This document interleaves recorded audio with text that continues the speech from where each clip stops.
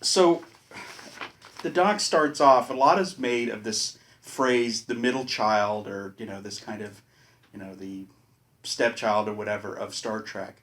Um, if this is more for Nana and Ira, how was that manifested? What were kind of the real world things happening on the set or around the show that made you feel like you were the middle child?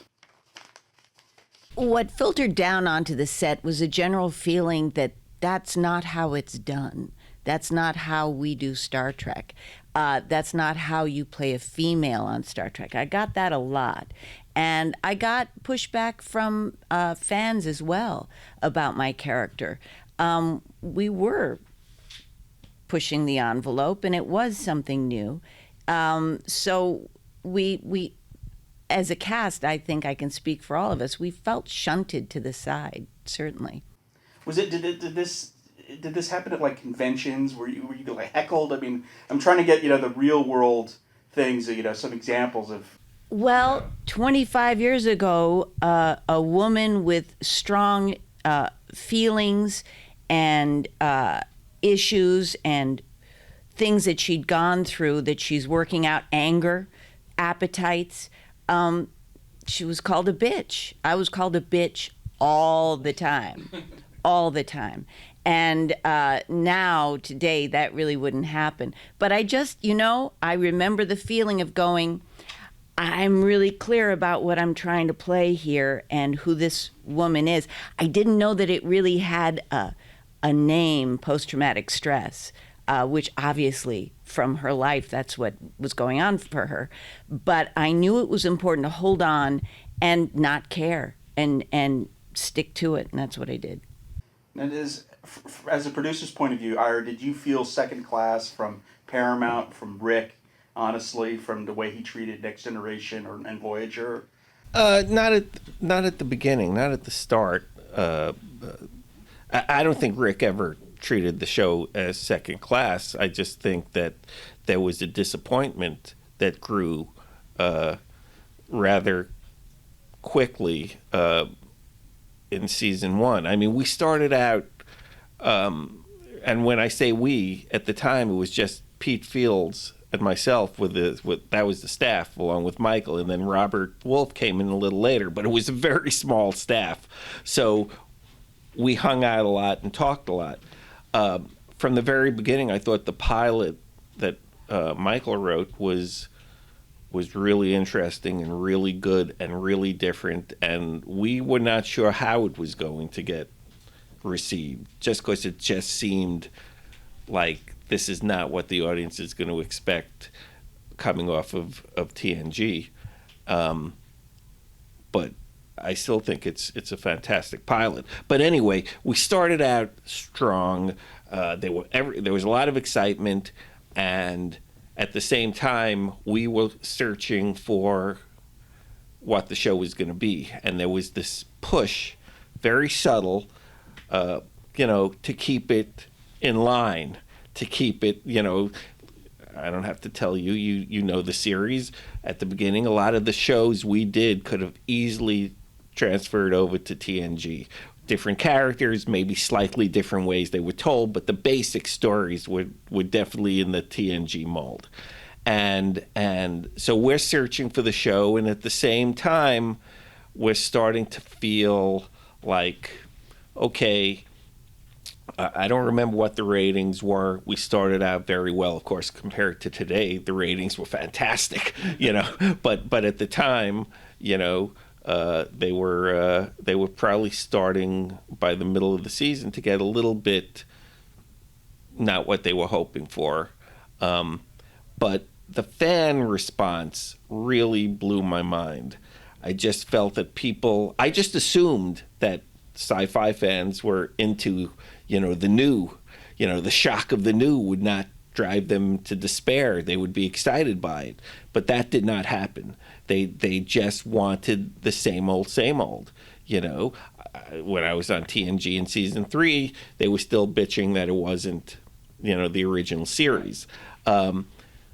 So, I felt it really didn't get bad, I would say, till like towards the end of season 2 where I felt a lot of the fan responses we were getting. I don't know if the message boards yet were coming in, but I was not feeling the love. And I was going down to the set whenever I got down to the set, and I could just feel the actors. That's what I remembered the most. The actors sensing that they had this other show right across the alley, TNG, that was living huge, getting, breaking through the bonds of the ghetto, the sci-fi ghetto, and we were kind of not TNG. That's just how we were perceived, not as our own thing, just not TNG. And the actors over the years, as I say in the doc, that's what really got to me, because they're the ones up front, they're the ones who the audience is viewing, and they take some of that heat, which has nothing to do with them, but the fans, it's easy to point fingers at them. So you say in the doc that you originally created it for the actors, but then you kind of switched off from that by the end. So where did you land then? If it isn't for the actors. Well, it was for the actors. Definitely. I didn't say it wasn't only for the actors. Okay. When Dave asked me to do the doc, the first thing he said to me was, and you get to interview the actors. And I said, I never interviewed anyone in my life, but okay, that sounds like something I could get behind. And the thought of sitting down with the actors made me excited, because there were some actors who I had kept in contact with, some who I had very little contact with, but I wanted to see them all. And I thought this would be a good chance, since I already was feeling this kind of wave of DS9 is suddenly a little more popular than it was back in the day. I thought it would be a good time to do it. But obviously when we got involved with it, and the years just kind of roll like a calendar, 2013, 14, 15, 16. By then, we were talking to the crew, we were talking to the fans, and it became the family beyond just the actors. I brought in the writers, I brought in as many of the production people as we could get to sit down with this. So it became about the family of the show. One of the things that you talk about, and you just mentioned this, is how the show's found a new audience in the streaming era. And I think all of you talk about how you get like new fans. Are you concerned if the show, because we also see the show in HD, if the show isn't remastered, that this will peter out, because as people become more and more expecting things to be in HD, that you're going to be limited in the kind of audiences you could attract? Well, I think it goes without saying that the modern day audience has expectations, and it would be nice to meet those basic expectations. We have no control over that. All we did was make the series, all of us, and I could speak to the content, but in terms of how it's delivered, that's in the hands of other people. Will that affect ultimately the popularity of the show? I don't know. All I care about is that I got a call back in, 2013, it must have been, from Avery Brooks, who called me up and said, Ira, have you been to the conventions? And I said, well, I've been to a convention with you, right? And he goes, did you notice the change? You notice the young fans? You know what's going on? And he was very excited at that point. So that Avery was excited by this new generation of fans, I think, speaks volumes. So I think, I'm not worried 20 years from now, the whole Trek thing might be forgotten. Who the hell knows? I have no control. It's nice to know that at some point in the timeline, DS9 got some props for what it did. And now, have you noticed this?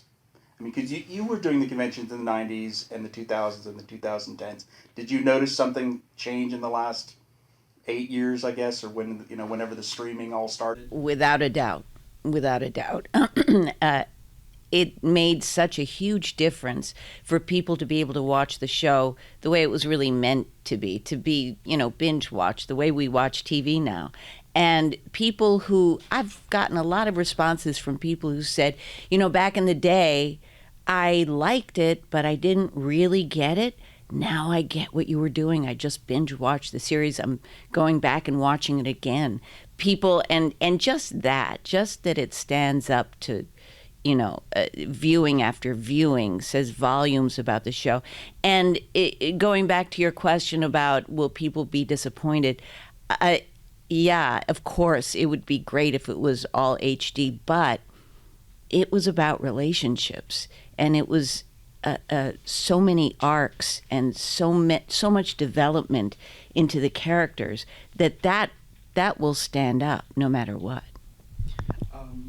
I was just going to say, I think Ira said, to us as we were making the doc, that the show is the show. The show doesn't change by being in HD, being remastered. It's still the same stories. It's still the same performances, but there is an expectation, even in our documentary, we're presenting it in widescreen. We're presenting these interviews in these high kind of quality formats that we're used to seeing now. And when we would cut back to the show, it does date it to see it in the sort of DVD quality that a lot of the fans are used to now. And to have it in this newer format just opens it up to somebody like myself who's used to now seeing everything widescreen and seeing it in a sort of HD format.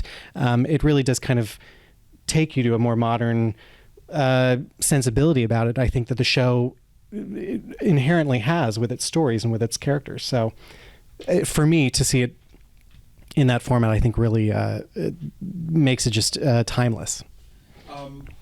Now, the doc has a little self-aware post-credit scene with you and not talking about everything that was cut. So this thing obviously grew and grew and grew. So can you talk about what didn't make it, and where, will there be how will people see what was cut, and what was maybe some of the hardest things to cut? Well, it's fascinating. When we showed a rough cut of the film about a year ago, Back in July, to an small invited audience, I would say the biggest response that we received from people who were not like die-hard fans of Deep Space Nine, they were just friends who came to see it as a film, was cut it. It's really good, but cut it down to 90 minutes. You don't need blah blah blah blah blah blah blah blah blah, which is when we realized who the audience of the doc was, which was, it was meant always really to be for the fans and people who are on on the bus in terms of the show. So we pushed it as far as we could go in terms of time, we felt, which was almost 2 hours. And things got cut for a lot of different reasons. And I don't want to say everything that got cut, because some of them are going to be on special features, and I want people to be able to experience it without, with some level of surprise. I can talk about some things that Nana and I talk about in the end credit sequence. Like, for instance, Trials and Tribulations. How do you not do a documentary without Trials and Tribulations? And we cut a really nice piece about Trials and Tribulations. But when we watched it, it was a little too self-satisfied, a little too patting ourselves on the back, a little too much fun. And it's like, why is it in the doc? What is it giving us except saying that, wow, we did a really good episode? Any other documentary on a TV show could do the same thing about their favorite episode and their favorite week. It doesn't have to be in there, but it'll be in the special features. You know what I realized should have been in a special feature? You should have done an interview with Django, because this is... Tell them who Django is. Django is Alexander Siddig's and my son. He was born during the show, and I'll never forget, someone once said to him when he was 4 years old, "Where did you grow up?" And he said, "Star Trek Los Angeles." And that was the truth. He absolutely spoke the truth. He grew up with it. It's a unique situation, very unique. One of the interesting features of this is the animated season 8, where we get to see with Kira and everyone else. was there more animated that was cut, or was that, is there going to be kind of a standalone feature in the DVD? You think just the whole session? Well, no, there will be a standalone feature, if I'm remembering correctly, of the whole 20 minutes of that's in the film, but it'll be all together in one, strung together into one storyline. The 4.5 hours, 5 hours that we spent in that room, from the very beginning, I said I want to release that as a separate disc, without the animation, without any bells and whistles. I want people to know what it's really like to sit in the room, because what you're seeing for those 20 minutes is, we all look like geniuses, but there are times in a room where it is just, like death warmed over. In any writer's room, obviously, coming up with stuff, dead ends, things that get said, arguments, quiet. I want it all in there, but that's a whole separate release.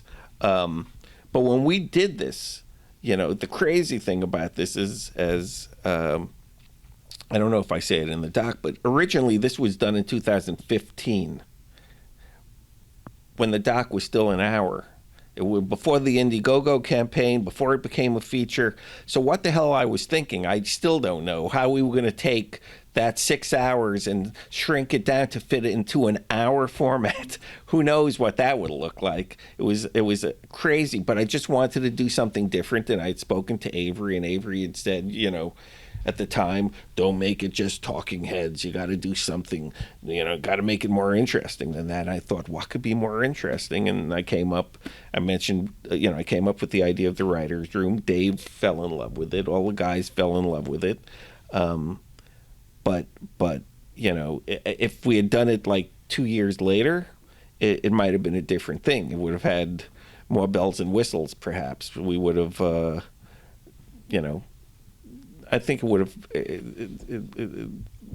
been a little, more refined, handled differently. I mean, I think I had the distinct pleasure of editing those 6 hours down to the 22 minutes we see in the film, and I think what people don't necessarily understand from watching it is the writer's room is a very different process than watching an episode. It's not linear, as you've said. It's not, you guys came in, and I think the first thing you said is, let's do this for the ending of it, and to then backtrack from there. I mean, you guys are going in all sorts of different directions. So yeah, there are lots of stories that have not been told in the 20 minutes we fit in. We tried to make it into a linear piece that people could keep coming back to throughout the documentary, and it would make sense, and it'd be something that they could generally follow. And obviously we hope people will watch it multiple times to be able to catch things that they didn't before. But yeah, the writer's room process is, I think, something that hasn't really been seen by people who aren't in the industry, or aren't even in the industry, aren't writers. I had no idea what it was like, and I was fascinated by it. Absolutely fascinated. I mean, these were like rock stars to me, seeing them in process. Well, it's to see it in the context of the film is one thing, but I hope at some point we'll be able to release a longer version of it, because to see it kind of in real time as they go is first of all, there's so much humor that we couldn't even get into this. There's them going back and forth on things, making arguments about one specific thing that ultimately doesn't make it in, but there's a lot to be seen, and we hope we can share it at some point. One of the things I appreciated about the documentary is it talked about the show, how it dealt with serious issues, and that some of those were still contemporary today, and you even included some political stuff, modern day stuff, to emphasize that point, which will be controversial, which I guess is why you did it. Well, I think we did it because we wanted to be like we wanted the doc to reflect the show, and the show was, people were, at the time the show was airing, had a lot of different opinions about what we were doing, and we wanted to keep that alive. So yes, it was definitely there, both to keep it from just an exercise in nostalgia and to bring it to the present day, but also to piss people off. Because if you don't piss off part of your audience, you're not doing your job. And every great writer, producer, director, poet, whatever, has managed at some time or another to piss off a significant part of their audience, because the whole idea, every good piece of work, TV show, film, whatever, every good piece of art is the same. You know, only really, really, really, really good work is unique. And we, whether we achieved it or not, we didn't want to be, you know, we didn't want to be TNG. We didn't want to be the original series. We didn't want to be Voyager. We didn't want to be anything. We wanted to be, you know, take the hell Star Trek off the title, and the series still has to work, you know. So yes, so that's all just part of the reason why we put that stuff in there. And it's also true, by the way. That's another reason why it's there. Isn't there, you mentioned the other shows. Something that was touched on a little bit in the doc was how you broke ground, you know, with being dark, diversity, serialization, you know, and putting that in the context of the 90s. But I'm curious why you didn't draw the parallel to how those things are still having influence on Star Trek today, specifically with the Discovery, with the J.J. Abrams films. Do you see the legacy of Deep Space Nine carrying through to the modern shows? It was kind of, I'm curious why that wasn't discussed in the documentary. Well, I didn't want to compare and contrast with other shows in the franchise. You know, there were some great, funny, interesting lines that people said that we did not put in the doc because it looked like we were taking the piss out of other shows, and we didn't want to do that. Also, you know, for a lot of the time we were doing this documentary, Discovery didn't exist. You know, when we did the writer's room, there was no Discovery. That was 2015. Right. There was no Discovery even on the horizons. So by the time there was a Discovery, most of the interviews had already been done, you know, and were already in the can. And it just, you know, it just seemed like we were talking about Deep Space Nine, not about the rest of the franchise. It's what is this show by itself? We lived in the shadow of other shows our whole life. This was just a look at Deep Space Nine, not the entire franchise. Okay, then that's it. Awesome. Thank you very much, guys. Thanks.